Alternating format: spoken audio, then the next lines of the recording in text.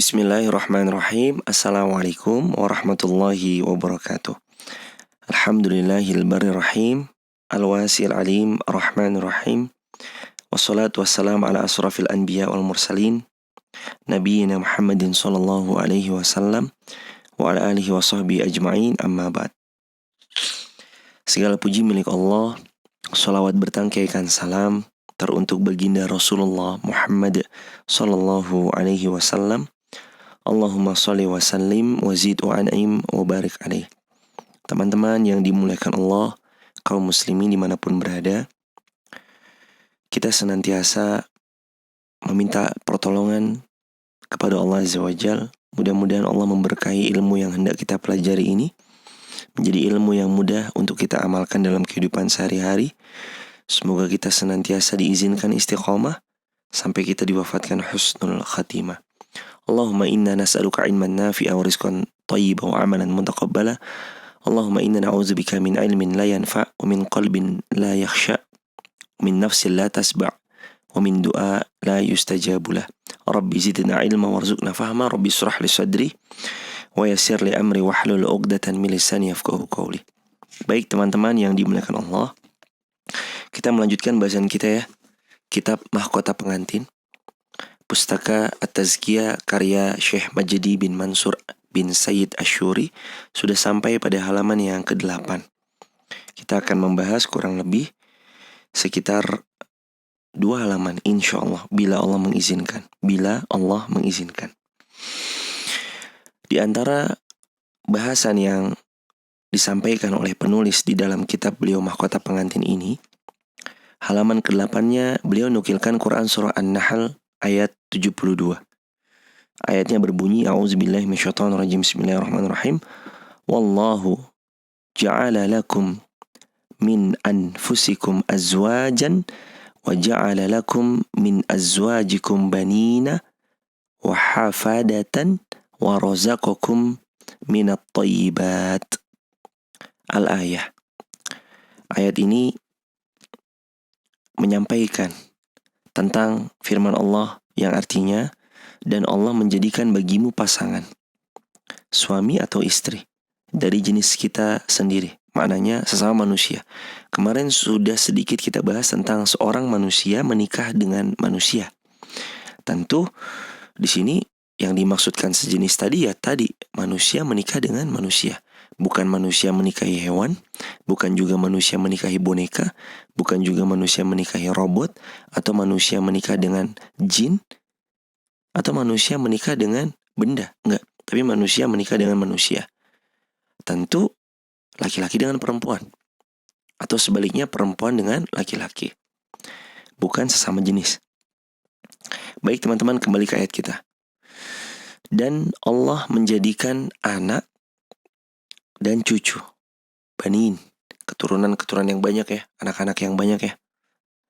Dan kalau teman-teman menikah dengan izin Allah ya, sekali lagi, kalau teman-teman menikah dengan izin Allah, kemudian Allah mempercayakan kepada kita yang sudah menikah seorang keturunan. Saat Allah titipkan anak kepada kita, anak itu kita rawat dengan baik sampai dia besar. Ketika dia sudah besar, kita menikahkan mereka dan mereka punya anak kembali, maka itu cucu kan bagi kita. Begitu seterusnya sampai kita punya cicit, sampai kita punya cangga, sampai kita punya anaknya cangga, cucunya cangga, cicitnya cangga, canggahnya cangga. Bila semuanya adalah menjadi anak-anak yang salih-salihah, seperti apa orang tuanya panen pahala. Dia punya generasi yang akan meneruskan perjuangan Islam, yang akan meneruskan perjuangan dakwahnya, yang mereka bermanfaat bagi banyak umat pada bidang yang ditekuninya masing-masing. Allahu Akbar. Luar biasa kan? Maka menjadi penting untuk kita semua mempersiapkan generasi-generasi terbaik yang kelak akan melanjutkan estafet perjuangan dakwah. Iya, melanjutkan estafet perjuangan dakwah. Teman-teman yang dimuliakan Allah Azza wa Jal, di ayat ini Allah juga berfirman, antara lain penggalannya adalah wa razaqakum minat thayyibat, dan Allah merezekikan kepada kita dari yang baik.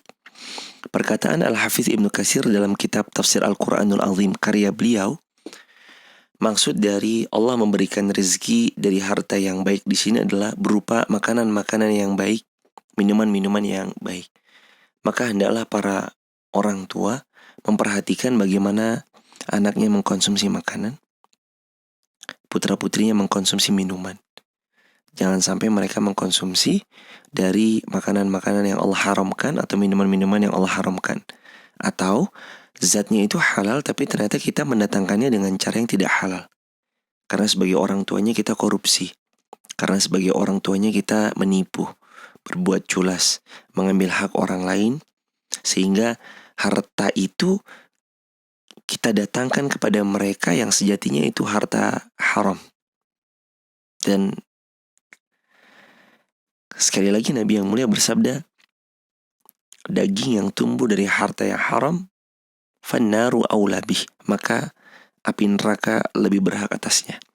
Nauzubillah, semoga Allah menjaga kita semua dari mendatangkan sesuatu yang haram-haram ke meja makan kita. Nauzubillahi min dzalik.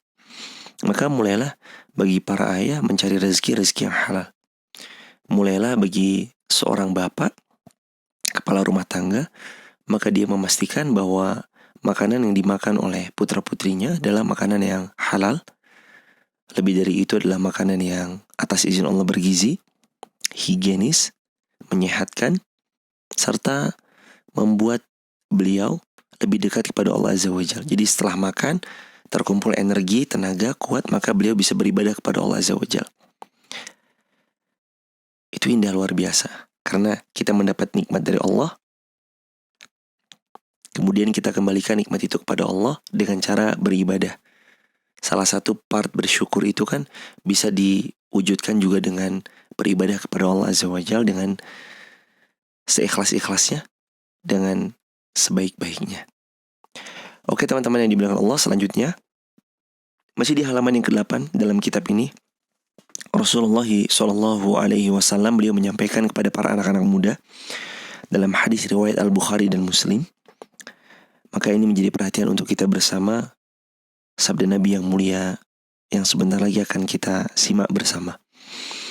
Bahwa baginda SAW beliau bersabda, ya ma'syarus syabab, man istata'a minkumul ba'ah falyatazawwaj, fa innahu aghaddu lil basar wa ahsanu lil farj, wa man lam yastati' fa alayhi bis shaum fa innahu lahu wija. Kata baginda Nabi yang mulia, wahai sekalian anak-anak muda, siapa di antara kalian yang mampu ba'ah, maka hendaklah segera menikah. Penggalan ini dulu. Falyatazawwaj, maka hendaklah segera menikah. Tentang kalimat ba'ah di sini, beberapa ulama memberikan pendapat beliau. Di antaranya di halaman ke-9 teman-teman, di paragraf yang paling atas akan mendapati Al-Imam Al-Khattabi rahimahullah, beliau mengatakan bahwa yang dimaksud ba'ah di sini adalah seseorang yang mampu menempatkan kemaluannya pada tempatnya. Jadi dia mampu bersetubuh. Tapi menurut Al-Imam An-Nawawi, ternyata tidak hanya mampu bercampur saja, akan tetapi dia mampu untuk membiayai pembiayaan di dalam rumah tangga, di dalam keberlangsungan rumah tangganya. Jadi pendapat An-Nawawi adalah ba'ah itu mampu bersetubuh atau mampu untuk biologis. Selain itu dia mampu juga untuk membiayai pernikahan yang ia selenggarakan.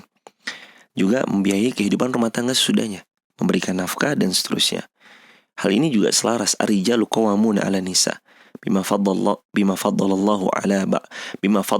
ba'dhum 'ala ba'd wa bima anfaqu min amwalihim. Di antara yang menjadikan seorang laki-laki itu qawwam, pengayom bagi seorang wanita adalah ketika seorang laki-laki itu wabima anfaqu min amwalihim, menginfakkan. Dalam kalimat ini menafkahkan hartanya kepada keluarganya. Jadi emang tugasnya laki-laki menafkahi keluarga. Seperti itu ungkapan dari Al-Imam Al-Khattabi juga Al-Imam An-Nawawi rahimahullah. Kemudian falyatazawwaj. Jadi kalau dia mampu ba'ah, dia mampu biologis, dia mampu membiayai pernikahannya, kehidupan rumah tangganya, memberikan nafkah kepada anak dan istrinya, falyatazawwaj, segeralah menikah. Ini perintah Nabi yang mulia. Fa innahu aghaddu lil basar, karena dengan menikah itu pandangannya tertunduk. Wa ahsanu lil farj, kemaluannya juga terjaga. Pandangannya tertunduk karena dia telah memiliki pasangan hidup. Yang perempuan mendapati suami, yang laki-laki mendapati seorang istri di sisinya. Dia tenang karena udah punya istri. Secantik-cantiknya wanita di luar, tetap bila mana dia beriman pada Allah Azza wa Jal, dia menundukkan pandangannya, istrinya lah yang paling cantik. Iya. Mungkin ada wanita di luar sana, menurut sebagian orang cantik, tapi buat orang yang sudah menikah kembali lagi, istrinya lah yang paling cantik. Buat perempuan kembali lagi, suaminya lah yang paling tampan. Mereka udah gak peduli bagaimana laki-laki di luar ada yang lebih tampan, udah gak peduli soal itu. Karena kecintaan dan rasa kasih sayang yang Allah tumbuhkan di dalam rumah tangga yang dijalin untuk mencari keridhaan Allah Azza wa Jalla. Sebagaimana Quran Surah Ar-Rum ayat 21 yang kemarin kita pelajari. Waja'ala wa min ayatihi an khalaqalakum min anfusikum azwajan litaskunu ilaiha waja'ala bainakum mawaddah warahmah.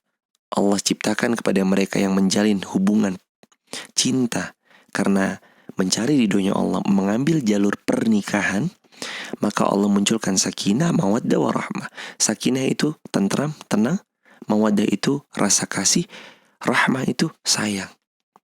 Makanya setelah menikah mereka mencintai pasangannya. Ini luar biasa. Menundukkan pandangan, menjaga kemaluan. Kemudian selanjutnya kata baginda Nabi yang mulia, "Waman lam yastati' fa'alaihi bis-shaum." Siapa yang belum mampu, maka hendaknya dia perbanyak puasa. Fa'innahu lahu wija. Karena puasa itu perisai, tameng. Untuk menahan, menekan syahwat yang menggelora, maka dia berpuasa sebagai tameng daripadanya. Selain itu juga menjauhi tayangan-tayangan yang dapat mungkin mengundang murkanya Allah Azza wa Jalla. Menjauhi akses-akses kepada situs-situs yang mendatangkan murkanya Allah Azza wa Jalla. Dia jauhi itu semua. Dia berfokus kepada puasanya, dia berfokus kepada pengawasan Allah Azza wa Jalla. Selepasnya dia ikhtiar dengan ikhtiar terbaik. Manakala dia mendapati dirinya sudah merasa butuh untuk melampiaskan syahwat biologisnya, sedangkan dia masih sendiri, belum memiliki pasangan, maka dia berikhtiar. Sampaikan keinginan atau niat untuk menikah kepada seseorang yang ia percayai. Bisa kakaknya, atau bisa ustadznya, atau bisa gurunya, atau bisa kiainya. Dia sampaikan, saya hendak menikah, bisakah ustadz mencarikan saya pasangan? Ternyata dengan izin Allah dipertemukan dengan jodohnya. Dan itu mungkin saja, sekali lagi, dan itu mungkin saja terjadi. Jadi ikhtiar tetap perlu. Ikhtiar yang pertama sesuai anjuran Nabi berpuasa. Ikhtiar yang kedua menjauhkan segala bentuk hal-hal yang mengundang murkanya Allah, yang bisa membuat kita terjerumus kepada jurang perzinahan. Salah satunya azal, onani. Yang selanjutnya adalah ikhtiar. Ikhtiar untuk mencari jodoh yang bisa menemani kehidupan kita. Jadi ini ya teman-teman yang bisa kita bahas di pertemuan kali ini. Anak-anak muda, kata Nabi yang mulia, kalau sudah mampu ba'ah, mampu mereka untuk menyalurkan biologisnya, dan mereka mampu untuk menafkahi keluarganya, fal yatazawwaj, udah cepat-cepat menikah. Jangan tunda-tunda. Segeralah menikah. Jangan ditunda-tunda. Barakallahu fikum. Mudah-mudahan kita semua dimudahkan segala urusannya oleh Allah. Yang belum menikah, segera menikah. Yang pernah menikah kemudian berpisah, Allah ganti dengan pasangan yang jauh lebih baik. Yang sudah pernah menikah, Allah segera berikan keturunan salih-salih, hafal Al-Quran 30 juz, hafal hadis dengan mutkin. Dan mudah-mudahan kita semua menjadi keluarga sakinah, mawaddah, warahmah. Subhanakallahumma bihamdik, asyhadu an la ilaha illa anta astaghfiruka wa atubu ilaik. Wassalamualaikum warahmatullahi wabarakatuh.